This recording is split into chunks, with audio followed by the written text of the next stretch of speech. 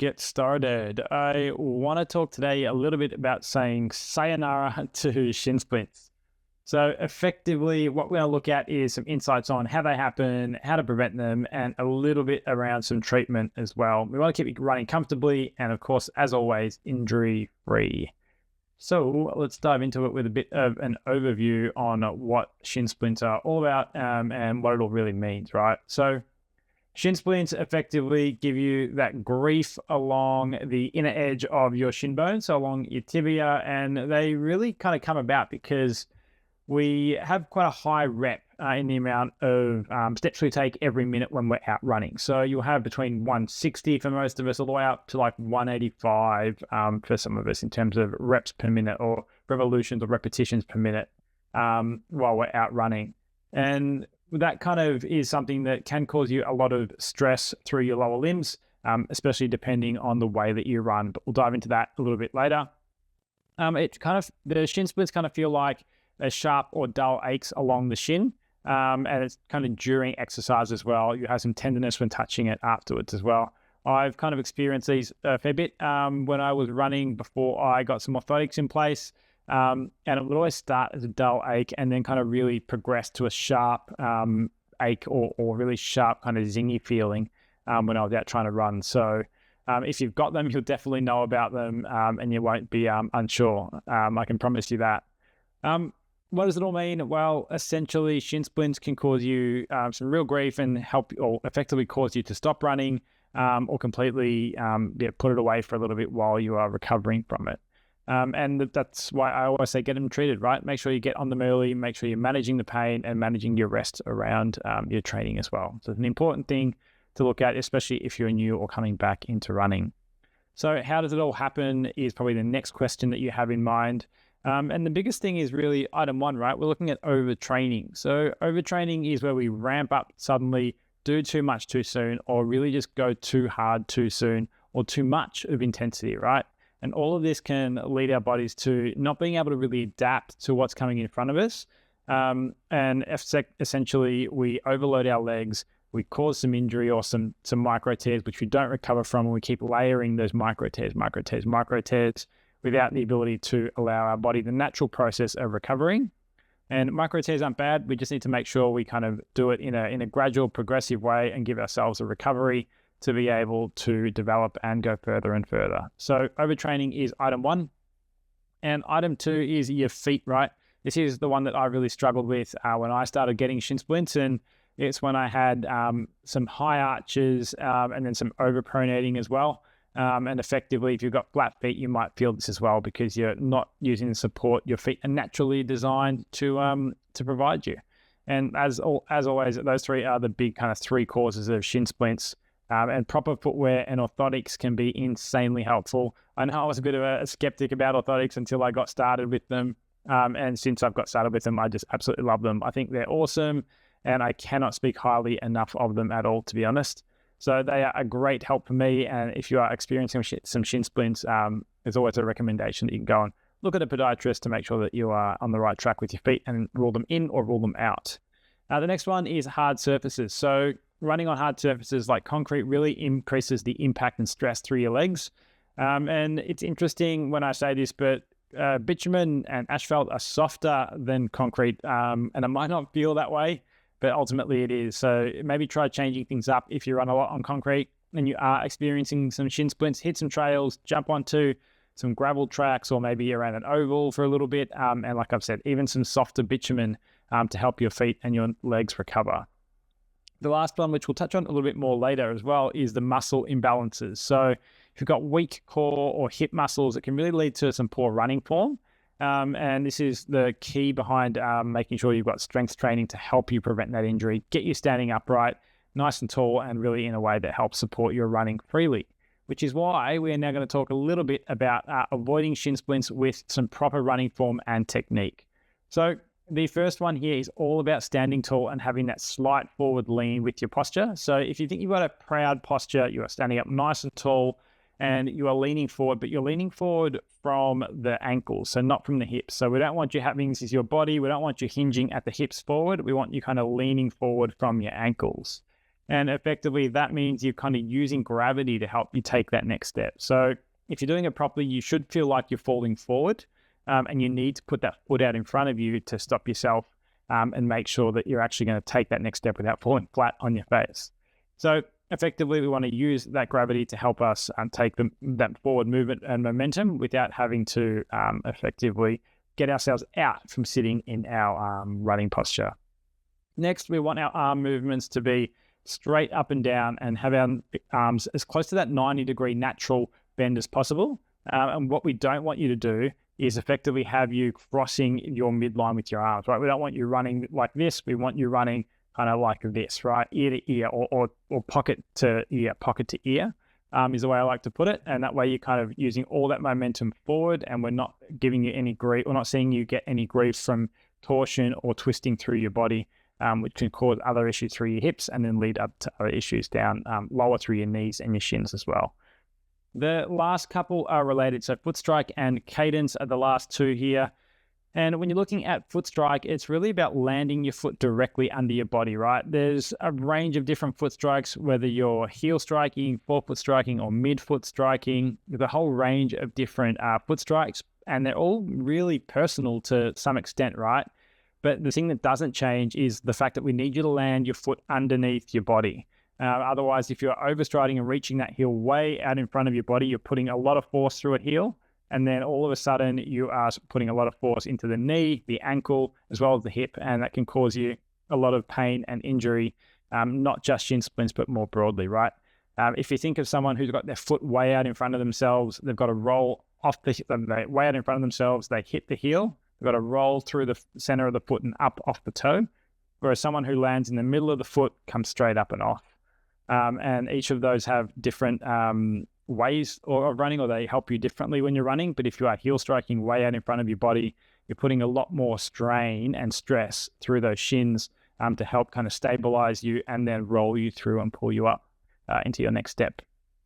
And the simplest way to avoid shin splints or shin issues is cadence. I was thinking of something interesting to say there, but there really is nothing exciting. It's pretty basic, it's pretty simple, and it's cadence, right? So if we can get the amount of steps you're taking up each minute, if we can get the amount of steps you're taking each minute up around that 170 mark, it really means you're going to have shorter, quicker strides and reduce the ground contact time, which in itself is the easiest way to reduce the strain on your shins. I know it sounds a bit crazy that you're taking more steps and you're hitting the ground more often, but ultimately the muscle has less to do if you're on the ground less often and you are kind of hitting in that middle of your foot or that forefoot. And that's kind of the way I like to work with my guys. Get them falling forward with their posture, keep their arm movements kind of straight up and down and not distorting across their body, have their foot strike in the middle of their foot and keep that cadence high. And all those things together help reduce the injury risk broadly, but really, really, really focus in on helping you avoid shin splints altogether. Now, the running is just one element of it, right? We need to make sure that we're strong to get there in the first place, right? We need to be running strong and make sure that our muscles, especially our supportive and other muscles around the ones that we use for running, are really strong. And the way I like to do that is with some calf raises, toe crunches, shin raises, and some toe yoga as well. Calf raises, everyone will be familiar with. Toe crunches is effectively, if you think of this as my foot, you put your foot out in front of you, and then you kind of crunch your toes in and out, in and out, in and out. Do them quite quickly. Do it for 30 seconds for 3 sets, just to get everything awake, moving, and really kind of working as it should. Shin raises, if you sit on a chair, you raise the front part of your foot towards your knee while keeping heels on the ground, right? And you do 3 sets of 15 reps there. Never mind my typo. And last but not least, you've got toe yoga. So similar to the shin raises, you'll sit on a chair and lift your big toe, picture it like this, lift your big toe towards the skyline or the sky while keeping your other toes and heel firmly planted into the ground. And then you'll swap, right? So you'll push that toe into the ground and lift the other toes up while keeping your heel firmly planted into the ground. And that way you'll do 3 sets of 15 reps. And the toe yoga piece is probably one of the best ways to help get that foot movement and that nimbleness back into your plantar as well. and help you get rid of shin splints or avoid them altogether, because you've got some good movement through your foot as well. Next up, how are your shoes kind of playing? How are your shoes playing into this? And what about the surfaces that you're running on, right? So effectively, what I like to do with everyone, whether you're new or whether you've been running a little while, especially if you haven't had one since you started running, is to go and get a bit of a shoe fit, right? So if you've been running for about a year, like a lot of you have, or maybe even 2 years, like some of you have, since we started, you kind of need to start looking at, well, am I actually in the right pair of shoes, or has my running technique changed? And if we haven't worked together on that specifically, getting down to Athlete's Foot or down to the guys at the running company or someone similar who does a shoe fit is a really good way to get that kind of looked at quickly and efficiently, and with some video as well on a treadmill. And I've got here as well, I'm replacing your shoes every 450 to 600 Ks. It's a general rule of thumb, and depends on how heavy you are, how tall you are, what your running style is, and what shoes you're wearing too, right? Whereas I know a few of us have the Super Blast 2. I've heard smaller guys are getting up to 1,000 Ks out of those. Not to say we'll all get 1,000 Ks out of those, but shoes like that are the exception to the rule. You'll get well over 450 out of them, whereas a Vaporfly or a race shoe, you're not going to get more than 450 out of, right? Because it's a different material. It's designed and engineered to make you go fast, but it'll break down a little bit quicker. Next up kind of ties straight into the shoe fit piece, and that's cushioning, right? Do you have the cushioning in the right places? Have your feet changed? Has the way you're running changed? Does this mean you need a bit of a different approach to your shoes? And again, that's something that you can kind of get a feel for when you are getting that shoe fit. But, not necessary to buy new shoes straight away. Once you get your shoe fit, let me know, and we can have a chat around how you're running, where you're feeling things, and maybe if the advice is needed, then we can kind of look at transitioning you into a new pair of shoes down the line. We've already covered the surface, but making sure that if you're on something like a concrete piece, you're working on different surfaces as well, like asphalt and some light trails. Can never be too cautious with that one. Next up, how to avoid shin splints, right? So we want to be able to get away from shin splints with more than just running, and it comes down to what we do both before and after our run. And in this instance, we've got dynamic warm-up getting started for our run. We build into the run, and then between 2 and 3 is our main run, or our run, I should say, and then our cool down is item 3, and then the stretch and foam roll, part of that cool down after we get home, is number 4. So if you're doing a dynamic warm-up, get out and do what we'd normally do if we're out running. We do the leg swings to kind of open up those hips and just move everything out, get it all kind of shaken out, get some high knees in there to kind of get that fast feet repetition up off the ground and get those glutes and quads working, some calf raises to work the calf, some heel raises to get those calves going as well, toe yoga to wake up the feet and stretch out the plantar, and some butt kicks to get you going. That'll be between 5 and 10 minutes, and then you'll be out ready to go. And once you are out, I want you to kind of build into your run, right? We want you to ease into it. We don't want you to go full tilt from the outset, because ultimately that can cause you some other issues as well, right? It's not just shin splints that you can get really aggravated by going fast from the outset without giving your body a chance to warm up naturally when it's out running. But you might have you might unfortunately come across other tears, like a hamstring tear or a calf strain or something like that.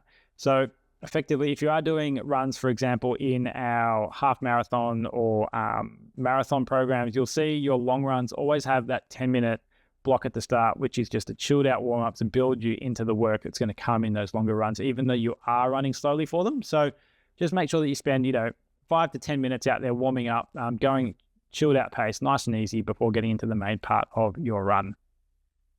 Now, after you are done with that main part of your run, it's all about the cool down. So we'll finish off with a walk after your run. You kind of walk it out, get that heart rate back to that resting position, get that blood flowing through to kind of get all those toxins out of your legs and get everything recovering and back to normal. After that, you'll jump into a stretch and a roll after you are done with your cool down and once you get back home. And that brings us into that last piece, right? Be sure to get a good release and a good stretch of your glutes and your quads and your back. And also think about rolling out more than just your quads as well, right? Roll out your quads, your glutes, roll out your back, roll out your calves and even your shins as well for a minute or two each, and focus on your entire legs. And like we said, not just our glutes. So those things together around 1 through 4, from the dynamic warm up to the stretch and the foam roll, are really going to give you the ability to get the best chance of recovery and not and avoid injury, which is exactly what we want when it comes to things like shin splints. So in the event that you do unfortunately run into the world of shin splints, we want you to be able to get over them quite quickly. So my thought process here is I used to use ice therapy and even elevation quite a lot, but lately when I do kind of come across a bit of a niggle or two, straight away jump into some rest, right? Give it 24 to 48 hours. And then especially for shin splints, I found compression was the best one for me when I was out running. So not so much after, the pain would subside nearly straight away when I stopped running. But if you are feeling like you got shin splints and you've rested it and you want to make sure you get out for another run, compression has been really good. So maybe get those compression socks when you're running. So the longer ones that you'd see trail runners or marathoners wear, or those calf sleeves, they're really, really good for when you get out there and you want to run with a bit of a niggle around a shin splint. And you feel like it's good enough to run, but not so great that it doesn't need any kind of attention as well. So rest, compression, some ice therapy as well, and elevation are on the menu if you have a couple of niggles. So injury prevention strategies is one of the last pieces I want to talk to you about today. And like we said earlier, cross-training and then some gradual progression, as well as a couple of newbies being rest days and nutrition as well. You guys are really, really good at cross-training generally, right? You're either in the gym or you're swimming or cycling or doing something a bit different that's going to keep your lungs and your aerobic capacity working while not stressing your legs too much. So that one's pretty much taken care of, given that you guys are so strong and doing awesomely in that aspect.